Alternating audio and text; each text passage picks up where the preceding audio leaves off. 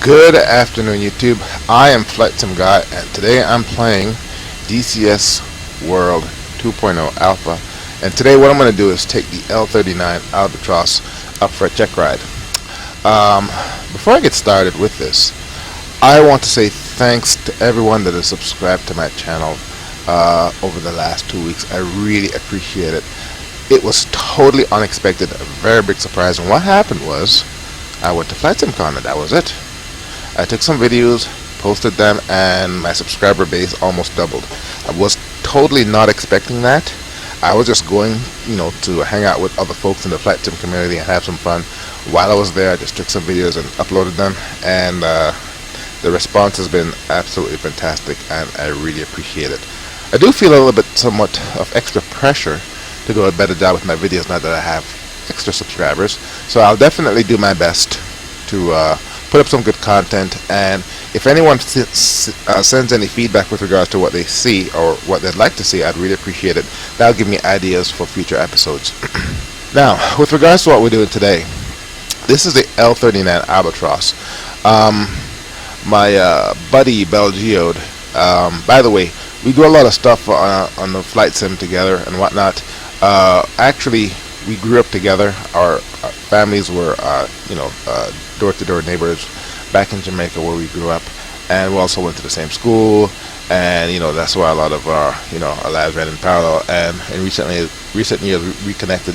So he's been taking me under his wing and help coaching and mentoring me with regards to putting up YouTube videos regarding flight simulation. So thanks, Drew. I really appreciate it.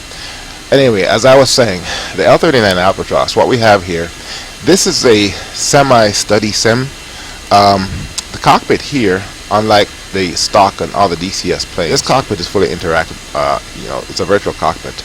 Here's a cursor, and you can go back and forth between this version where you can click on everything and the normal version just by hitting Alt-C. So when you hit Alt-C, you can look around, zoom in, zoom out, and hit Alt-C again, you can interact with the cockpit.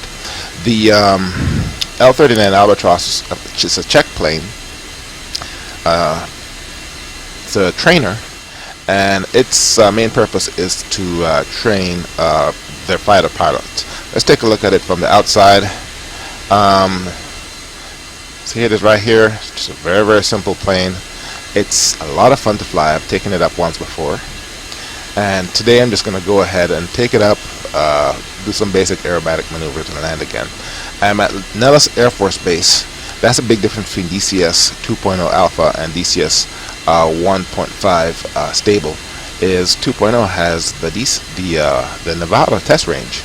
Let's go ahead and take a look at the map. So here I am. I just created an instant action. We're at Nellis Air Force Base, which unfortunately I did not have a chance to visit while I was serving in the Air Force. Here's where the military does a lot of their training, the Red Flag annual training exercise, and Creech Air Force Base, which is nearby here somewhere. That's where they fly all their drones out of with regards to the conflicts over in the Middle East. They have trailers at Creech Air Force Base, and those guys are sitting there for hours at a time, flying Predator and Reaper drones halfway across the world. I know it sounds like a professional version of flight simulation, but believe me, those guys go through an awful lot. It's very, very stressful, and I can only imagine. Now, I created an instant action. For some reason, I put a bunch of planes here. A couple of them have taken off. I think they're on the map here. Here's an F-15. And my plan is to just take off. I may surf or browse. Here's Creech. Yes, I might fly over to Creech, take a look around, check out these mountains, and in the end, I'm just going to go ahead and land at McCarran Airport at Vegas right here. Alright, let's go back. So here's a cockpit. It's very, very simple to start up. I do have the documentation with regards to going through the formal startup procedure, but this plane, it's very, very easy to get off the ground with regards to starting up, so I'm not even going to run through the checklist. And just going to go ahead and take it up and do some flying and land. Now, the default cockpit for this plane is not English, it is Russian. So if you buy this plane, and by the way, it's an add-on that costs about 50 bucks. I bought it 50% off, and it has an option where you can select an English version of the cockpit, which you want to do unless you know Russian. Also, my SciTech profile, you can create a specific profile for this aircraft. I did not do that. I'm just going to go ahead and use my SU-25T simply because I'm not using anything fancy. Maybe the air brakes or the speed brakes, raising and lowering the gear, and I think that's about it. This is a trainer aircraft.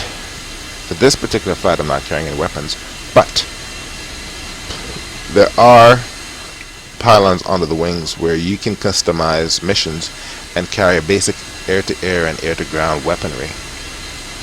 This version of the L-39, and I don't think they have one that has a MFD with regards to managing and launching radar-based weapons. So, but anyhow, that's going to be for the mission. Alright, so let's go ahead and get started. Let's see here now. Control C closes the canopy, and I'm surprised at how quiet it is in here. Let's go ahead and lock, and let's see if I can get this thing off the ground. Alright, so let's come over here, switch to view mode, come over here. Let's go ahead and turn on the battery. These are your generator switches. We'll turn that on after the engine is started. This engine button does not start the engine, but the engine won't start unless it's flipped. And I don't know what the hell this is. You need to flip it on. These are your inverters. Let's go ahead and flip those. And I don't recall what these are. Oh yeah, your radio and your beacon receivers. Let's go ahead and turn those on. This here, I have no idea what that is. Let's flip it on. And I want to say for now, that's it. Over this side, your fuel shut off. This needs to be open so you have fuel flow to the engine so you can start them. And at this point, I'm ready to start my engines. Alright, so what you got to do is, I'm assuming this device right here is your JFS. It's a starter motor or the starter engine that we're going to use to turn on the big engine. So let's go ahead and click this and wait about 5 seconds. Okay, let's close this. And what we're waiting for is a little thing here that says we're ready to start. Let's give it a couple seconds. There it is. Turbine starter. So what we got to do is come over here, and then this button right here actually starts the engine. Alt home. That sets this to idle, and there we go. As you can see, the engine spooling up. Look at the dials, they're moving, so we're getting some engine action.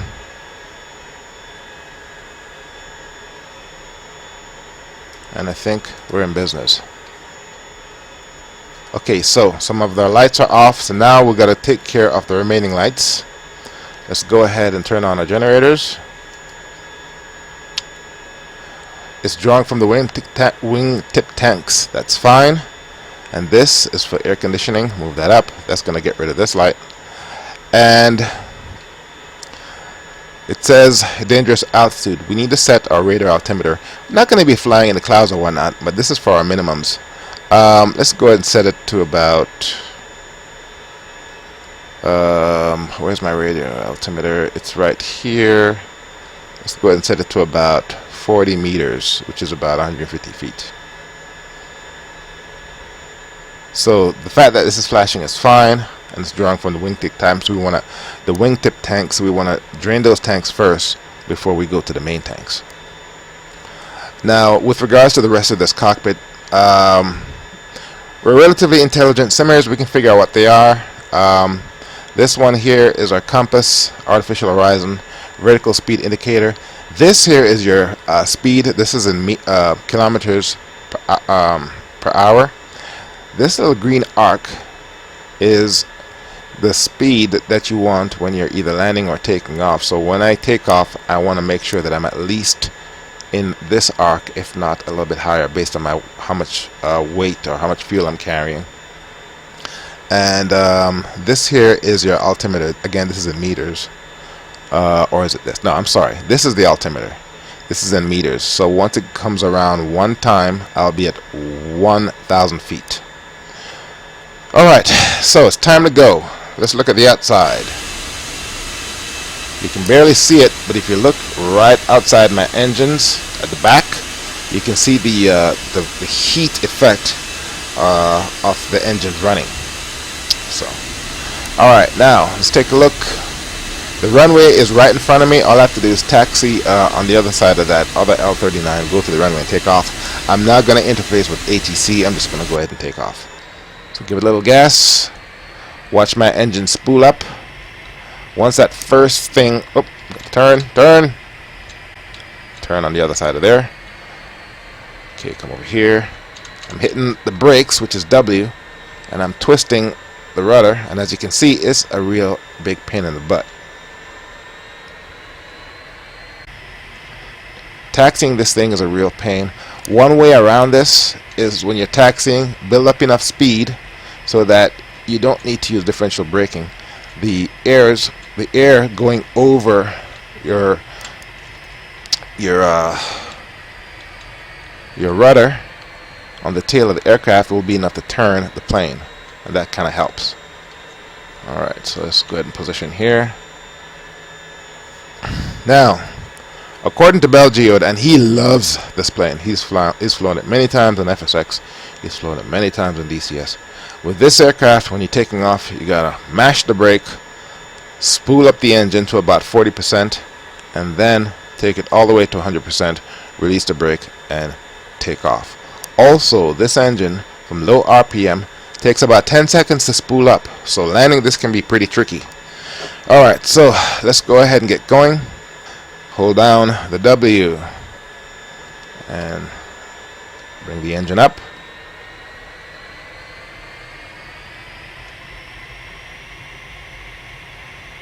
Push it to 100%. Brakes off. Now, as you can see, I'm going off to the left a little bit. Let the speed build up. I don't need to use differential braking. There's enough air going over the rudders. I can just use my rudder controls to line up. Bring the speed up to about 180. Rotate. Shallow rotate. Shallow climb. Positive rate. Gear up. And here's where it gets tricky. I need to go here. Flaps up. Alright, let's go ahead and let's see here now. I'm at approaching 300 meters. Maintain runway heading. Take it up to about 800 meters, and then let's go ahead and check out the Vegas area. I'm still at 100%. My speed is barely above 200 kilometers. Let's go ahead and lower my nose, build up some speed. That's the good thing about simming. FSX trains you very well for DCS. You learn the basic principles of flight. Alright. I'm approaching 800 meters. I'm going to come off the gas a little bit. Alright, let's take a look at our map. Okay, there I am. Let's go ahead and zoom out. And where's Creech? Creech is right over there. Let's go ahead and F1. Okay, let's come left. I'm at 1,000 meters. Vertical speed is still high. Also, with DCS, it doesn't have instant replay like FSX. What you do is you go ahead and you do a flight, assuming it's single player. And once you're done, DCS by default saves everything you've done, and you can record it as a track, and then you can go ahead and play it back, and it plays back everything that you've done. And at any point during the playback, you can select escape and then take control, and actually take control of the aircraft in flight at that point. Now, from a YouTuber perspective, the good thing about that feature is you can play back your track and then change your camera views with your function keys and take a record video and then use that for when you're editing your videos. The problem with that is when you play back your track, you have to sit there and play the whole thing from start to finish. You can't scrub or scroll through any points of the flight. You have to just sit and watch the whole thing play back. Unlike FS Recorder, where you have playback control and you can fast forward or rewind, you can't do that with this, with DCS. Alright, we're at approaching 1,600 meters. I've been simming long enough. Looking down, we're at about 6,000 feet. Alright, let's go ahead and give it some gas. Take it up to about 2,500 meters. Let's look at the map. And I'm kind of sort of heading towards Creech. By the way, I didn't check how much fuel I have. And I'm pretty sure on here there's a fuel gauge. When you select instant action, I think it gives you about 80% fuel. Otherwise, if you just want to do instant action where you're not doing anything fancy, you just want to get up and fly, you can either do instant action where you can select cool and dark in whatever aircraft and whatever location, or you can create instant, just do a quick mission, and it will randomize a quick mission for you with red forces and blue forces at a specific location, date and time. All you need to do is create that, edit the mission, and remove everybody else except you. Remove all ground equipment or ground vehicles, remove all red aircraft, remove all blue aircraft, and just leave yourself there. Once you do that, you generate the mission. You edit the mission, you go in, you select your plane, and then you can give yourself whatever fuel you want, or whatever failure and whatnot with regards to your aircraft. And then you save it, and in the future you can just load it and fly it.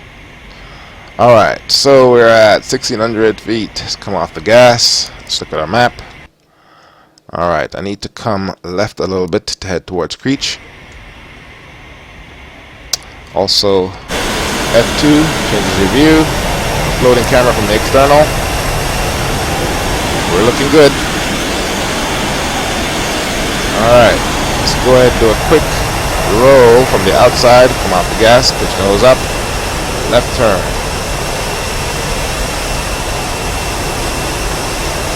Okay.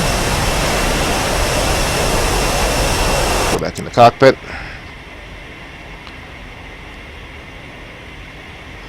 I'm amazed at how silent or how quiet it is in here. Alright, northwest is about 320, so let's go ahead and do that. And I want to get higher. Alright, the creature's coming up. Let's come off the gas. Put your nose down a little bit. Wait a second, that's not it. No.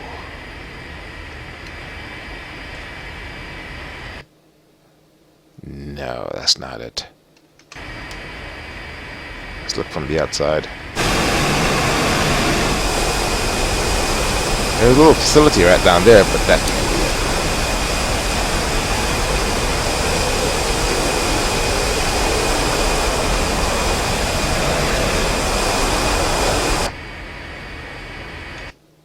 That's it. I'd have never guessed. That's Creech Air Force Base right there. And I want to say they built this in the last 15 or 20 years, because when I was in the Air Force, I don't recall there being a Creech Air Force Base. And they don't fly anything directly out of here. I mean, there is a runway right there. In fact, we can do a quick touch and go. But like I said, it's mainly for the military to fly missions in the Predator and Reaper drones. They have those trailers there with all those equipment, and they do a lot of flying. Now let me tell you one thing. I've been reading up on what those pilots have to go through, and it's the fastest growing rated area in the military, or in the Air Force. And they use a lot of pilots. Let's see here, I'm trying to get an idea as to what heading the runway is oriented. But I think I can just do this VFR. And they've been taking pilots out of cockpits and putting them in drone seats to fly drones, and they hate it. They fly missions 10 to 12 hours at a time, and essentially what they do is they do what I'm doing right now, which is sit at a computer screen and fly it's not a simulator, it's a real aircraft, and they do this for hours at a time, looking out for targets, conducting surveillance, and when the time comes, firing Hellfire missiles and killing people. And the stress is just tremendous on those guys, and they've been trying to take actions to reduce the workload and reduce the burnout rate, because it's just very hard on them guys. What I'm going to do is I'm going to go up to this mountain range, or whatever you want to call it, and make a 180. So it appears our runway is 270, which is about 10, and the elevation in Vegas is about 500 feet, so I'm just going to do this VFR. Anyway, as I was saying, those guys, they do a lot of work and they burn out pretty quickly. And from what I've heard, they're opening up the drone pilot positions to non-rated or to enlisted folks. So as it's sounding like you don't need to be an officer to be a drone operator or a weapon systems officer. Now a friend of mine came up with this idea. He was suggesting, an extension or a combination of flight simulation and drones. And what he's suggesting is have a drone, okay, but instead of controlling it with your regular drone controller, you control it with the flight simulator. And you sit at your desk and you fly, and the interface that you see on the simulator would be, the simulation interface, but the scenery would be what the drone is seeing. Now obviously there's problems with that approach, because you can't a drone is not going to behave like a Cessna 172, but you want to have the interface of the 172. You want to have the visuals or the real world scenery of what the drone is seeing, but the drone is not going to behave like a 172. So what you'd have to do is write code to it's like a language interpreter to go between what the drone is seeing and how the drone performs in the air compared to what you're seeing on your computer. I thought that was a very interesting idea. To the best of my knowledge, no such thing exists, but I think it would be pretty cool. Alright, so you can go ahead and make a 180 once I get past those rocks, and then I can come in for a touch and go. Give it some gas. Let's see here. Give me my base.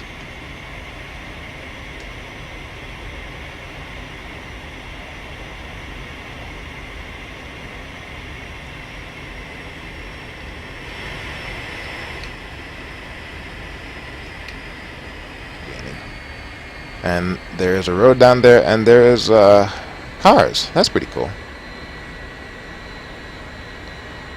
And that's probably the highway that goes out to Creech.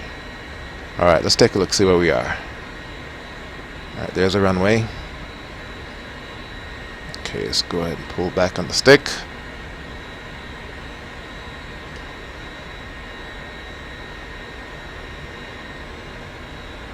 Alright. Gear down. Okay, gear down and locked. Alright, here's where things get awkward. I have to hold the stick with my other hand and lower my one notch flaps.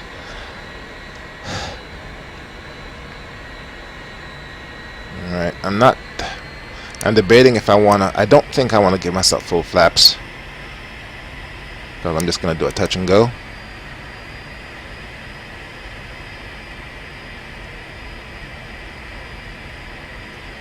Alright, getting close to stall. And if I don't kill myself here, I'll just go ahead and depart and take it down to Vegas.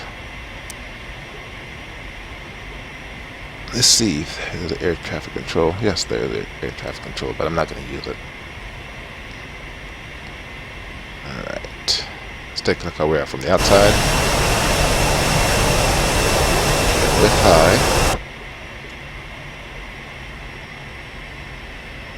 Now obviously if you land too fast, you can blow out the tires. Alright.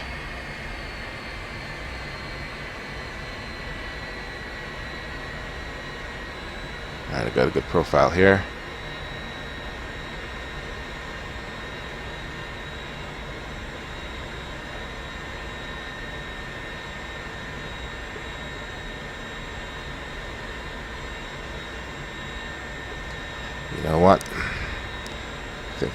full flaps. A little bit steep.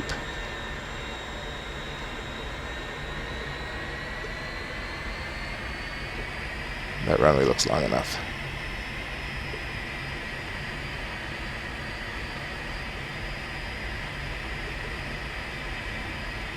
Close to stall.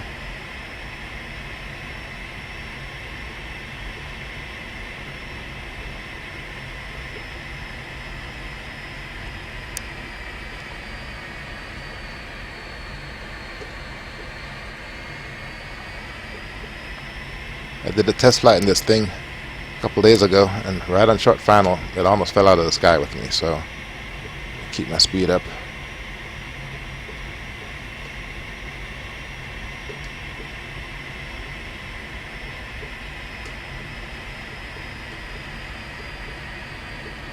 I don't want to idle the engines because I'm doing a touch and go. I need that power to take off. Stalling. Damn it. Alright, here we go.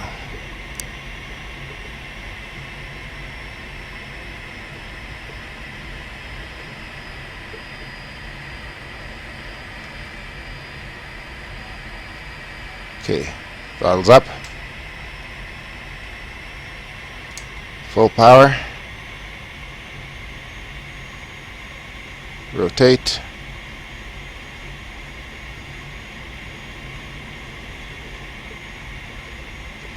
Gear up. Okay, I don't want to tear off my flaps.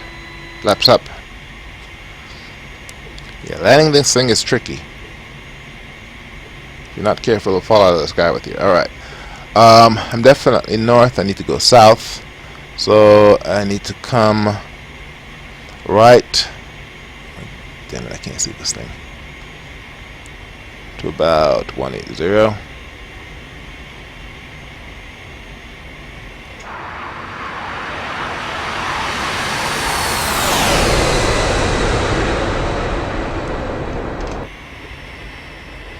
Oh, I did say I was going to do some aerobatic maneuvers.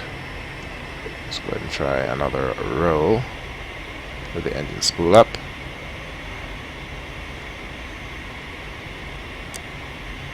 There we go. Alright, let's try inverted flight.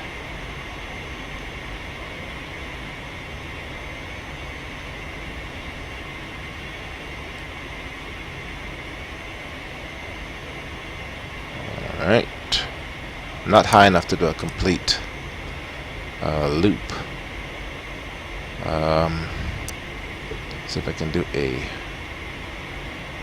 4-point roll. 1, 2, 3, 4. Okay, it's obviously a lot harder than it looks. I'll see those military pilots do it. There's no G meter here.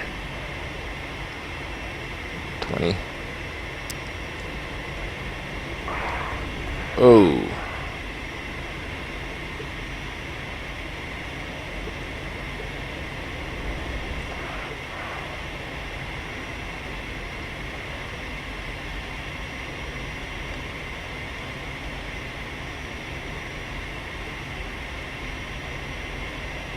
Okay, I'm not blacking out yet. That's holding pretty good.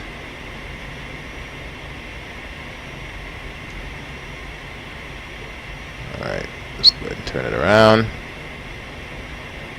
There we go.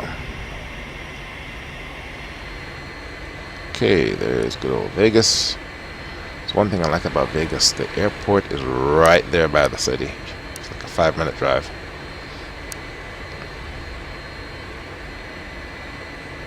Let's go ahead and buzz the tower.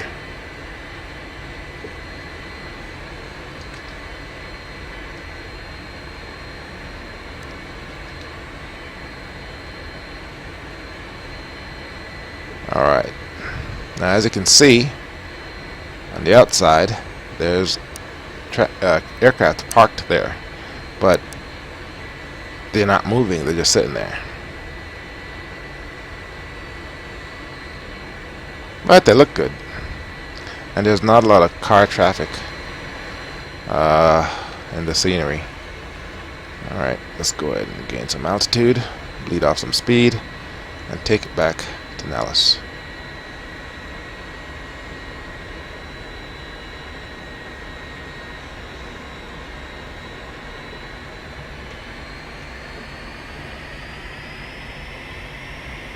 Alright, I'm going to take a quick pass, look at my runway orientation, come into the pattern, and go ahead and land. I am planning on doing a quick video on flying in the pattern. I think that's one of the fundamentals of flight that we should all learn with regards to how to interpret runway numbers and how to use a course needle on your instruments to help line up your approach. Now in this case, my runway heading is about 040 or about 040, 050. So ideally, what I want to do is, while I'm holding the stick with one hand, I'll come in here and dial in my runway. So actually I want my needle to look right. So it's about 040 right there. And once I dial in the runway orientation, and there's two parallel runways, I know where my runways are relative to my aircraft's position. So my runway is about approximately 040, so I'm flying parallel, so I'm going to come left and using my needle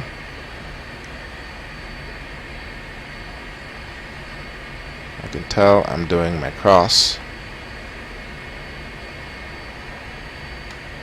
Okay, I don't want to stall. And this is the speed at which I want to maintain my flight in the pattern, about 250 kilometers.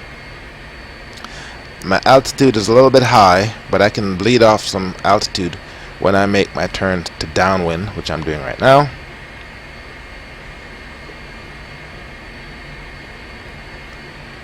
And just by using my needle right here, I can tell where the runway is relative to the orientation of my aircraft. Alright.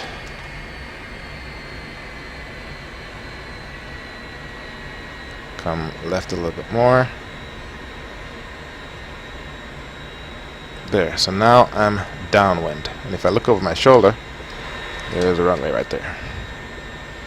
Okay, take my hands off the stick. Whoa, man, this thing is totally jacked up.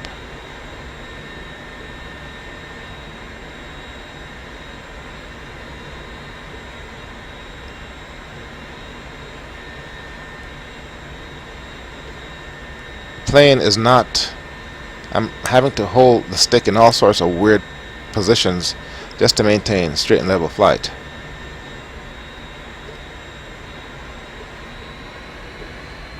Alright, got it steady. Look over my shoulder. There's the runway. Ugh, what a pain.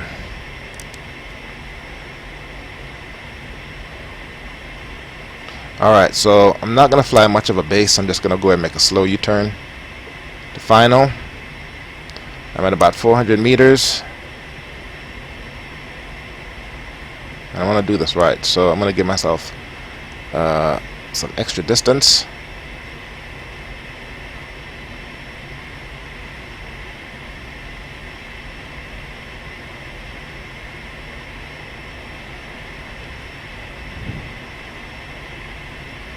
In fact, I can make a teardrop 180. So let me come right a little bit. And if there's a setting for traffic, I'm going to turn it up because I have a decent graphics card and I know I can handle it. Alright, let's go ahead and make my turn to final. I can use this opportunity to bleed off some speed. All I gotta do is make a 180 until my needle is lined up at 12 o'clock. Give it some gas, I don't want to fall out of the sky.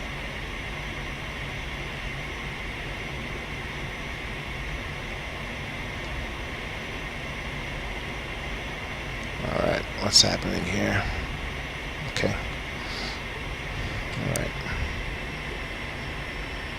Alright, let's go ahead and hold the nose up. At this point I need to use some air brakes. I hope. Okay, at this point I need to lower flaps. Hold the stick with one hand, hold the flap with the other. Whoa.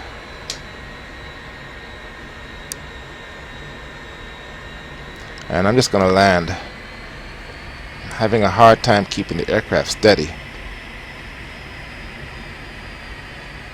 I don't know why. Full flaps.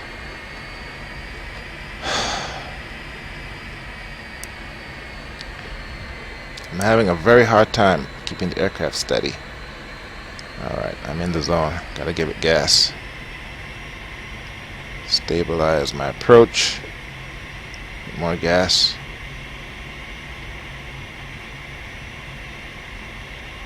More gas.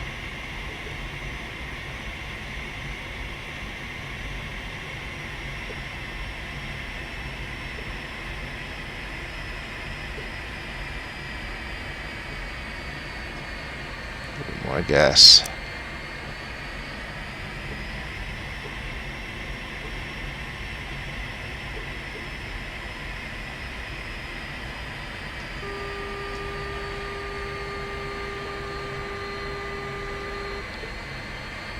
Jesus. I'm not waving off. Okay, that was a horrible landing. Air brakes out.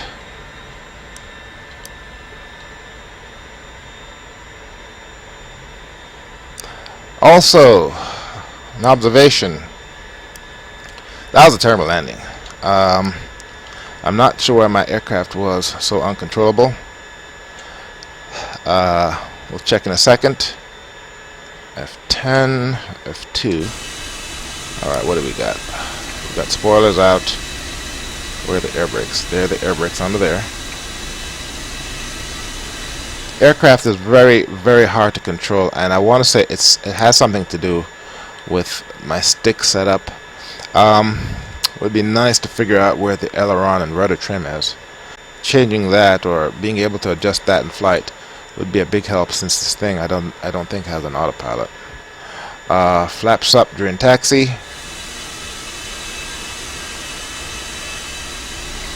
There that is. Left rudder, brakes.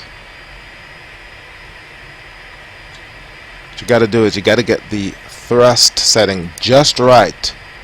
Gives you enough power to move forward so that you can turn with the brake key.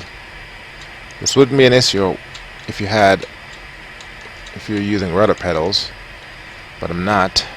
I'm just using my Cytec, and I'll just go ahead and park by one of those hangars. Alright, I'm just going to go ahead and turn right here.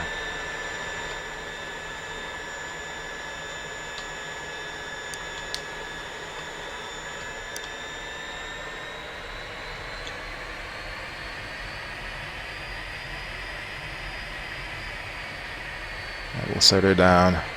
Right. Yeah, there is a control to bring this back, which kills the fuel flow. But another way I can turn the plane off is just cut this. Zoom in, and let's go ahead and kill the batteries. Let's turn all of that off.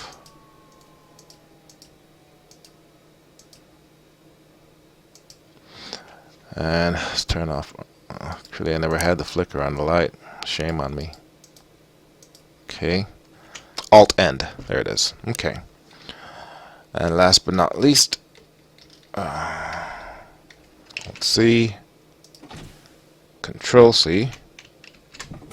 There we go. And that's it. Nice flight. I enjoyed it. I'm gonna have fun replaying the track. Problem is very, very unstable towards the end, and I don't think it's the aircraft. It has something to do with my joystick. I'm gonna look into that, see what I can do to fix it. But otherwise, nice check ride off the L-39 Albatross, highly recommended. I think that's all for now. Flightsimguy here. Thank you very much for watching, and I will see you next time.